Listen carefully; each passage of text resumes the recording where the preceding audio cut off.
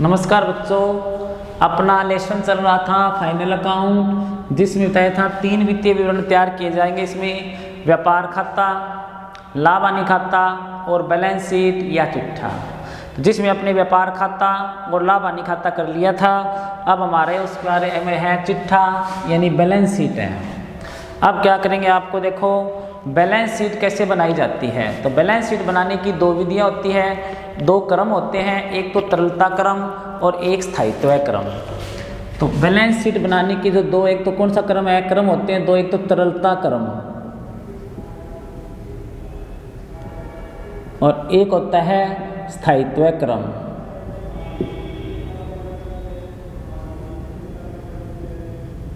दो क्रम होते हैं।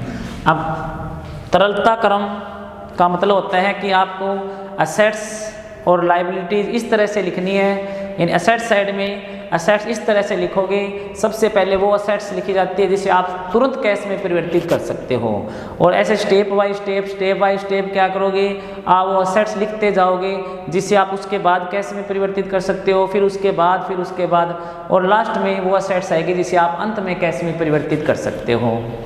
और इसी तरह दायित्व साइड में क्या आएगा, दायित्व साइड में सारी लायबिलिटीज आएगी। सारी लायबिलिटीज जैसे पहले जिसका पेमेंट हमें सबसे पहले करना है वो सबसे पहले आएगा, और जिसका पेमेंट सबसे बाद में होता है वो लास्ट में आएगा। अब इसकी देखो बैलेंस शीट के 2 पक्ष होते हैं। डेबिट क्रेडिट पक्ष नहीं होता, एक साथ देखो सारी लायबिलिटीज लिखी जाती हैं, एक साथ सारी असेट्स लिखी जाती हैं। लायबिलिटीज में बाह्य एक्सटर्नल लायबिलिटीज भी आएगी और साथ में आपकी कैपिटल भी आएगी। तो पहले इसका देखो बनाने का तरीका कैसे है, यानी पहले इसमें है तरलता क्रम।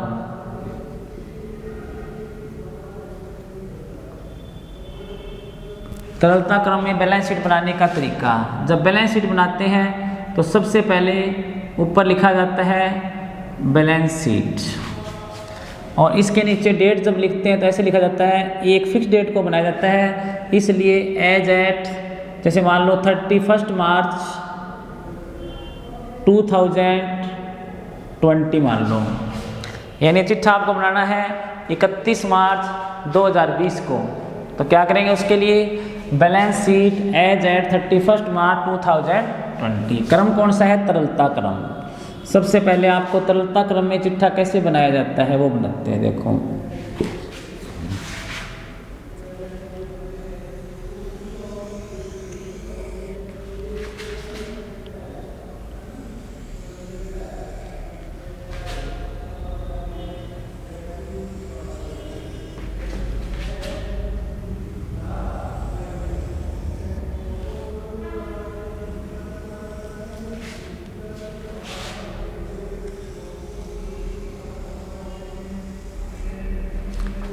एक साइड इसमें देखो लायबिलिटीज लिखी जाती हैं, यानी दायित्व है। इधर अमाउंट आएगी, इधर लिखा जाएगा असेट्स और इधर अमाउंट आएगी। इसमें देखो लायबिलिटी साइड में एक तो बाह्य दायित्व आएंगे, बाह्य दायित्व है जिसका हमें बाहर के लोगों को पेमेंट करना है, और एक आएंगे आंतरिक दायित्व है जो मालिक से रिलेटेड होते हैं जैसे कैपिटल आदि। असेट साइड में सारी असेट्स आएगी, चाहे वो बाहरी हो चाहे वो आंतरिक हो, कोई भी असेट्स हो सारी असेट्स आएगी। तो पहले अपने देखो लायबिलिटी साइड में जब आप तरलता क्रम में चिट्ठा बनाते हो तो सबसे पहले लायबिलिटीज में क्या लिखा जाएगा, सबसे पहले इसमें आएगा देखो बिल्स पेबल। सबसे पहले क्या आएगा, बिल्स पेबल आएगा। बिल्स पेबल जिसके बारे में हमने पढ़ा था अभी में बिल वाले लेसन में, बिप्पी या देय बिल बोलते हैं। उसके बाद इसमें आता है देखो क्रेडिटर्स। सबसे पहले बिल्स पेबल आ गया, उसके बाद इसमें क्या आ गया, क्रेडिटर्स आ गया। उसके बाद देखो कोई भी शॉर्ट टर्म लोन आएगा। इसमें शॉर्ट टर्म लोन जिसका पेमेंट हमें 1 साल के भीतर करना हो तो शॉर्ट टर्म लोन आएगा। इसके बाद इसमें आता है देखो आउटस्टैंडिंग एक्सपेंसेस,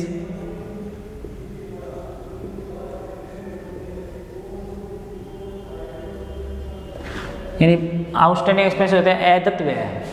इसके अंदर क्या आएगा? ऐदत व्यय। अब ऐदत व्यय क्या होते हैं इसके बारे में जो आप अपना आगे वाला लेसन है उसके अंदर दिया हुआ है। फिलहाल आपको है कि अगर ऐदत व्यय दिए हो तो आपको उसे बैलेंस शीट में लिखना है। तो क्या आ गया अपना आउटस्टैंडिंग एक्सपेंसेस आ गया। उसके बाद इसमें आती है देखो pre outstanding expense unearned income. Unearned income कौन सी होती है? जिसको हमने कमाया नहीं लेकिन प्राप्त कर लिया। इन काम तो हमने वो एडवांस में इनकम प्राप्त कर ली, अभी तक वो काम नहीं किया लेकिन वो इनकम हमें प्राप्त हो गई, तो उसको क्या करेंगे? अनअर्न्ड इनकम में लिखेंगे। तो बिल्स पेबल आ गया, क्रेडिटर आ गया, शॉर्ट टर्म लोन आ गया, आउटस्टैंडिंग एक्सपेंसेस आ गया, अनअर्न्ड इनकम आ गया। अब अनअर्न्ड इनकम आने के बाद इसमें सारी लॉन्ग टर्म लायबिलिटीज आएगी। लॉन्ग टर्म लायबिलिटीज जैसे आपको जिसका लेट भुगतान करना हो, 1 साल के बाद भुगतान करना हो, तो इसमें कोई आएगा जैसे बैंक का लोन हो गया, बैंक लोन आ गया, अदर कोई जैसे लोन है वो आ गया। उसके बाद इसमें आती है कैपिटल।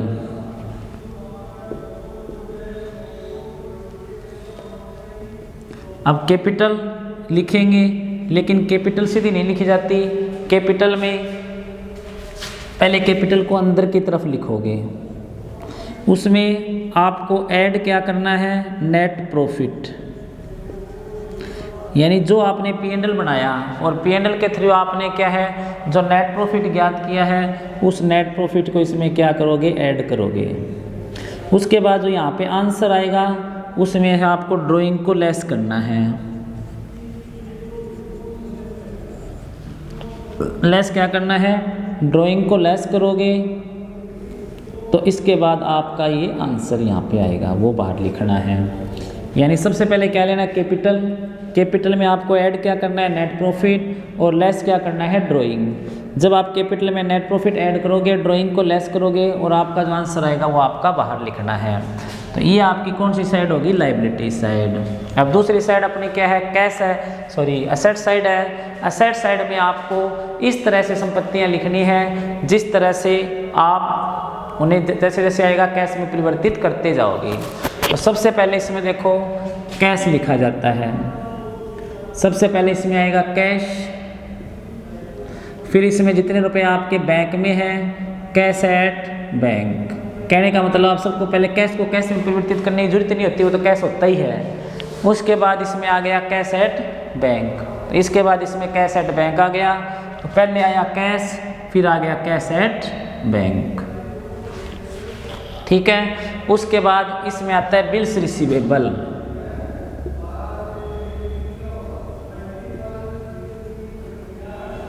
क्या आएगा इसमें? बिल्स रिसीवेबल आएगा। सबसे पहले कैश आया, कैश एट बैंक आया, बिल्स रिसीवेबल आया। उसके बाद इसमें आएगा डेटर। अब इसके बाद इसमें आएगा डेटर, जो देनदार होते हैं। उसके बाद इसमें आएगा क्लोजिंग स्टॉक, यानी जब आप बैलेंस शीट बनाओगे तो उसके बाद क्या आएगा? क्लोजिंग स्टॉक आएगा। क्लोजिंग स्टॉक के बाद इसमें सारी संपत्तियां आएगी, जैसे फर्नीचर आएगा, या इससे पहले देखो क्लोजिंग स्टॉक के बाद आपका आएगा प्रीपेड एक्सपेंसेस। प्रीपेड एक्सपेंसेस आएगा, अक्यूर्ड इनकम आएगा, यानी पूर्वदत्त व्यय आ गया, और उपार्जित आय आ गई। क्या आ गया? अक्यूर्ड इनकम आ गया। अक्यूर्ड इनकम प्रीपेड एक्सपेंसेस आ गया। उसके बाद क्या आ गया इसमें? अक्यूर्ड इनकम आ गई। अक्यूर्ड इनकम के बाद इसमें आएगा फर्नीचर। फर्नीचर आ गया। फर्नीचर के बाद इसमें आ गया जैसे कोई मोटर कार वगैरह हो, मोटर कार आ गई। उसके बाद इसमें आएगा कोई मशीनरी है तो मशीनरी आएगा।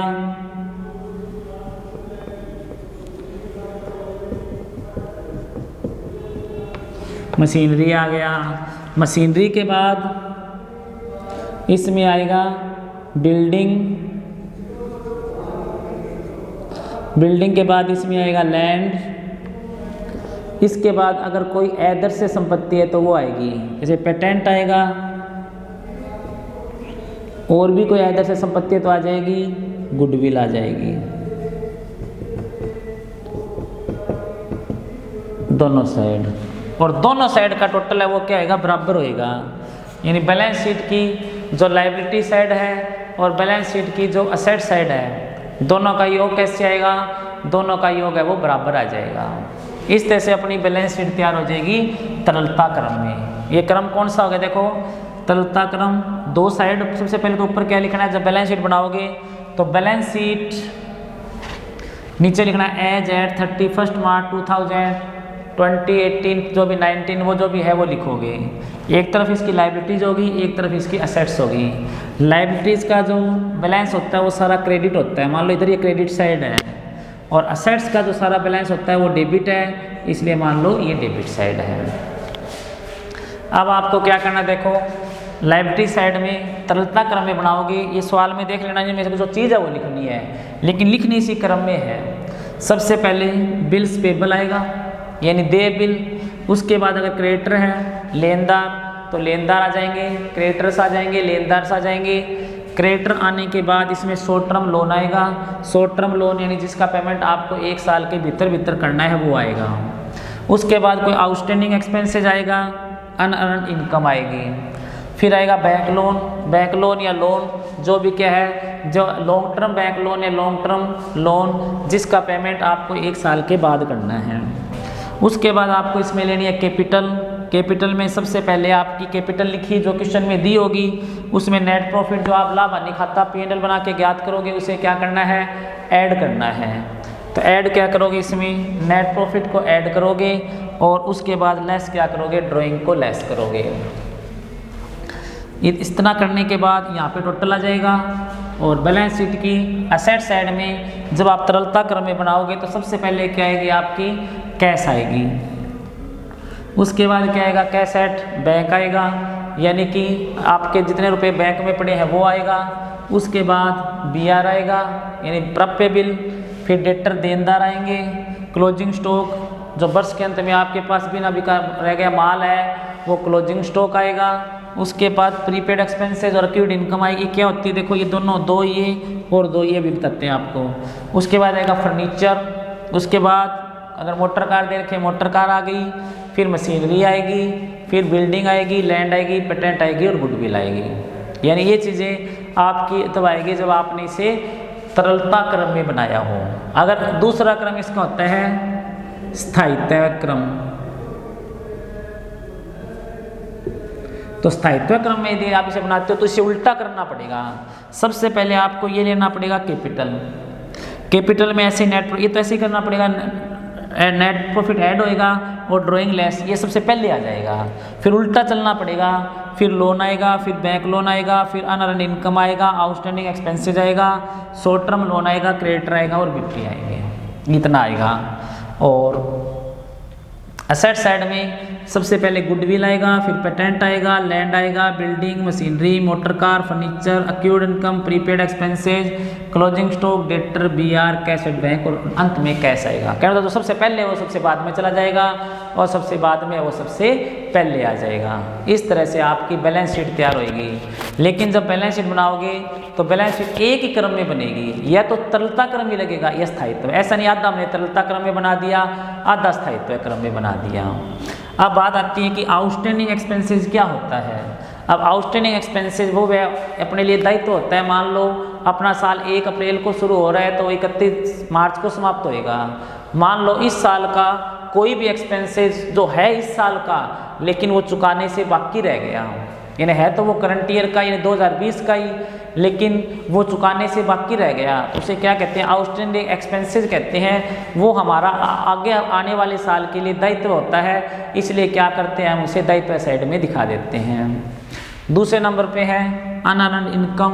अनअर्न्ड इनकम ऐसी जो है इनकम हमने एडवांस में प्राप्त कर ली, एडवांस प्राप्त कर ली तो वो काम हमने अभी तक किया नहीं, लेकिन इनकम पहले प्राप्त हो गई तो उसे क्या कहते हैं, अपने अनअर्न्ड इनकम कहते हैं। और अनअर्न्ड इनकम है वो हमारे लिए एक दायित्व होता है, क्योंकि वो रुपए हमने प्राप्त कर लिए लेकिन उसका कार्य हमें अगले साल में करना पड़ेगा। इधर है प्रीपेड एक्सपेंसेस, आउटस्टैंडिंग का जस्ट उल्टा होता है, ये आगामी ईयर का एक्सपेंसेस हमने इस साल में कोई पे कर दिया, यानी पेमेंट तो है आगामी ईयर का और हमने उसे क्या कर दिया, इस साल में पे कर दिया, तो फिर वो काम अपने एक असेट्स बन गई और वो असेट साइड में आएगी। इसी तरह से अक्यूर्ड इनकम क्या होती है, अक्यूर्ड इनकम उपार्जित इनकम, वो जो ऐसी इनकम जो है तो इस साल की लेकिन वर्ष समाप्त होने तक भी हमने उसे प्राप्त नहीं किया, तो वो हम अगले साल में प्राप्त करेंगे, इसलिए इसको अपने क्या माना जाता है, एक असेट्स, और इसे असेट साइड में दिखाया जाता है। तो अपने क्या हो गया, बैलेंस शीट बन गई। या तो बैलेंस शीट आप बनाओ तरलता क्रम में या फिर बनाओ स्थायित्व क्रम में। तो आज के लिए इतना ही, बाकी कल करेंगे, कल हम इसका एग्जाम्पल करेंगे। धन्यवाद।